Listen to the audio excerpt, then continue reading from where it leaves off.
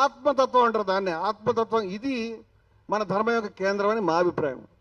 అందువల్ల మేము ఈ విషయాన్ని చాలా కాలంగా చెప్తూ ఉన్నాం, మా రచనలో కానీ మా ప్రచురణలో కానీ. నేను ఎక్కడైనా జై శ్రీరామని కానీ సీతారామని కానీ అంటున్నానంటే అక్షరతత్వాన్ని పరతత్వానికి జేజేలు పలికేందుకు మాత్రమే అంటున్నాను అని చెప్తున్నాను నేను. దాని అర్థం రామాయణంలో ఉన్నట్టు ప్రతి మాటని ప్రతి లైను నేను అంగీకరిస్తున్నాను కాదు. నాకు తెలిసి చాలామంది అంగీకరించిన ఈ విషయాల్ని, చాలామంది తెలియదు ఇది.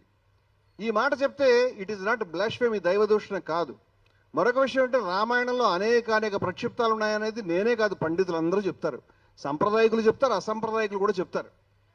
అందువల్ల ఇవాళ నా మీద జరుగుతున్నటువంటి దాడిలో భాగంగా రమణమూర్తి ఏదైతే అయోధ్యలో జరుగుతున్నటువంటి దొంగతనం ఏదైతే ఉందో, భారతదేశంలో ఎవరైనా మాట్లాడతారో లేదు నాకు తెలియదు, 40 సంవత్సరాల నుంచి ఫ్రమ్ 40 years హత్యలు జరిగినాయి, పూజారులను చంపేశారు. రామాలయ ప్రధాన పూజారిగా పనిచేసిన వ్యక్తి కూడా హత్యకు గురైనాడు.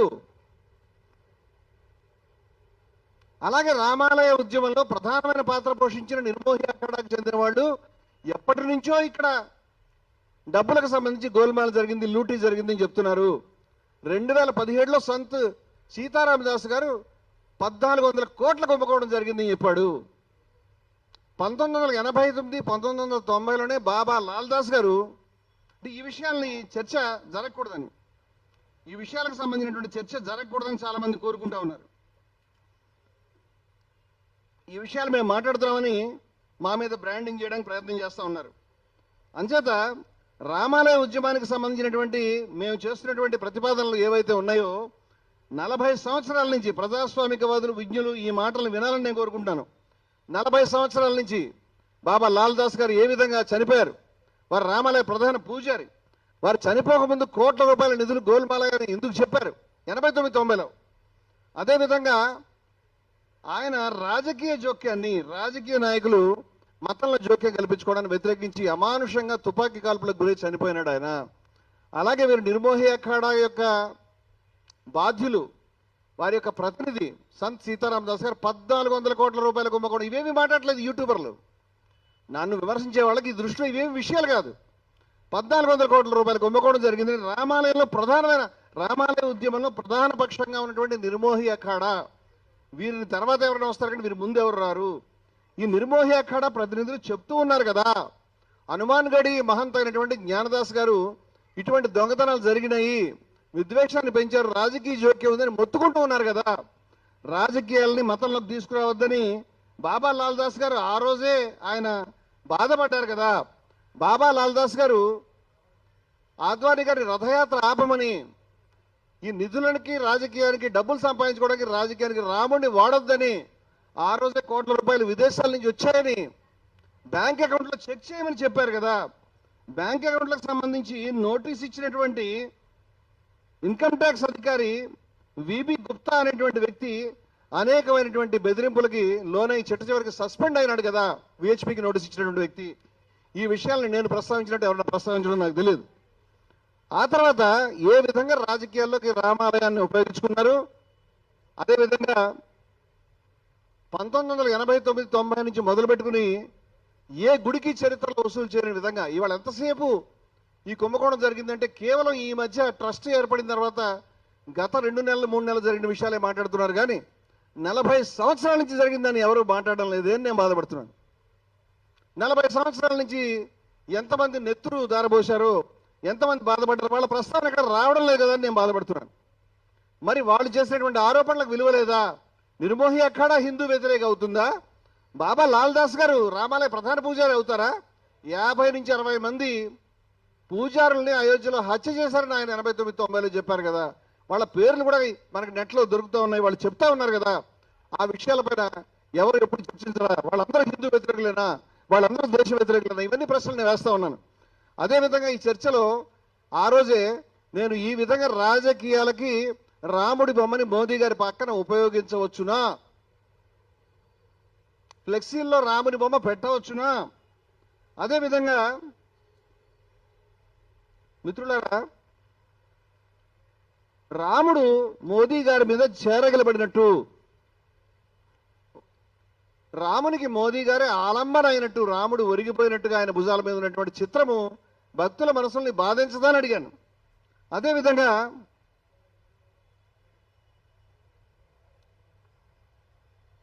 రాముడికి మోదీ గారు దారి చూపిస్తున్నట్టు ఉండేటువంటి దృశ్యాలు ఇవి. ఒక రాజకీయ పార్టీ యొక్క నాయకురాలు తన యొక్క ట్విట్టర్లో ప్రదర్శించడం జరిగింది. అదేవిధంగా మిత్రులారా, చిట్ట చివరి నా 14వ తారీఖు దాడికి కారణమైనటువంటి కారణం కనిపించినటువంటి పైకి హైదరాబాద్లో మోదీ గారు వచ్చినప్పుడు వారికి శ్రీకృష్ణుని యొక్క విశ్వరూప సందర్శన చిత్రాన్ని బహూకరిస్తున్నట్టుగా కనిపించింది. దాంట్లో శ్రీకృష్ణుని తల లేదు, దానికి బదులుగా మోదీ తలని ఉంచారు అని నేను అన్నందుకు ఈ విషయాన్ని బయటపెడితే మరి భక్తులైన వాళ్ళు, ధార్మికులైన వాళ్ళు, హిందూ ధర్మాన్ని రక్షిస్తున్నామని చెప్పుకునే వాళ్ళు ఏది ఎక్కడుంది అది నాకు ఇవ్వండి, ఎవడా దుర్మార్గుడా పనిచేసిందని దాని గురించి ఆ అడ్రస్ తీసుకుని వాళ్ళ దగ్గరికి వెళ్ళి ఇలా ఉపయోగిస్తారని కొట్లాడాల్సింది పోయి ఈ విషయాన్ని బయటకు చెప్పినందుకు నన్ను కొట్టడం అనేది, నా పైన దాడి చేయడం అనేది జరిగింది. ఈరోజు కాదు, మొన్న బీఆర్కే ఛానల్కి చెందినటువంటి CEO గారు ఎల్బీ నగర్లో మా ఆశ్రమానికి వచ్చారు. వారు నన్ను కలిసి అక్కడే లైవ్ చేయడం అనేది వారు లైవ్లో మాట్లాడారు. మాట్లాడి బీఆర్కే న్యూస్ తరఫున మాకు క్షమాపణ చెప్పారు. అదేవిధంగా వారు ఒక మాట చెప్పింది, ఆశ్చర్యపరిచింది నా విషయం. బీఆర్కే న్యూస్లోకి వెళ్ళి చూస్తే కనుక మీకు ఆ యొక్క వీడియో మీకు కనిపిస్తుంది. మొన్న జరిగింది, వారు లైవ్లో ఉంచారు. లైవ్లో అప్పటికప్పుడు శాటిలైట్ ఛానల్ లైవ్లో వచ్చింది.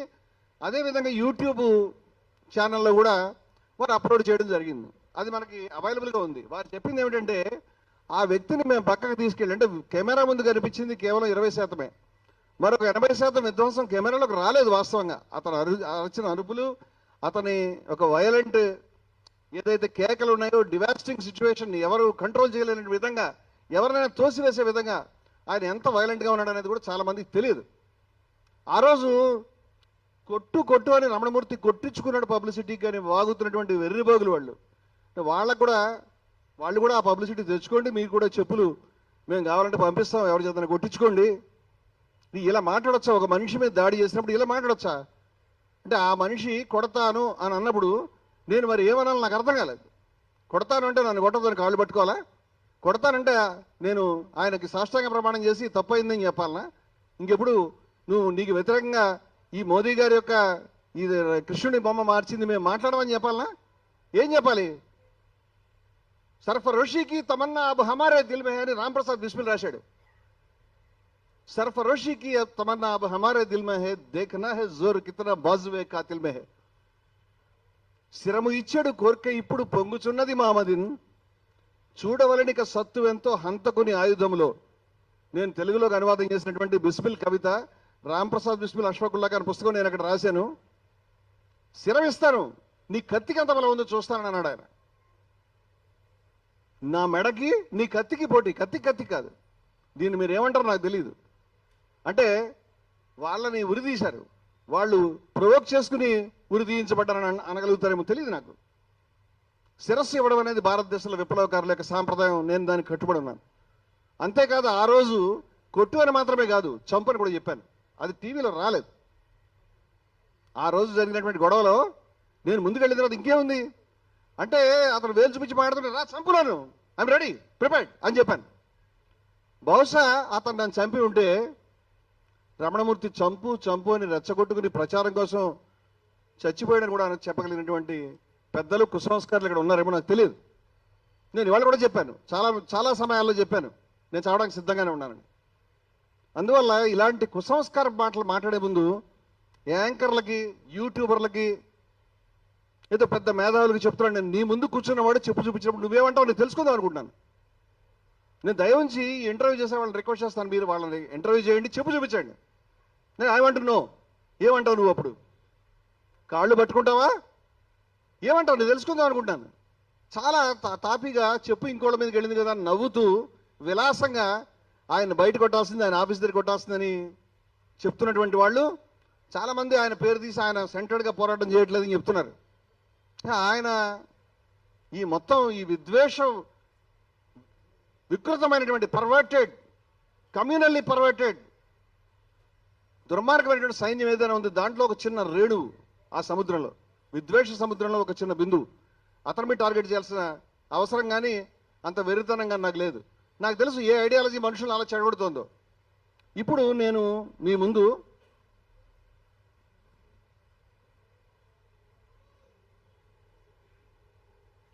ఒక వీడియో, అంటే ఆ మనిషి టెంపర్మెంట్, మొట్టమొదటిసారి అతను నేను కలిసినప్పుడు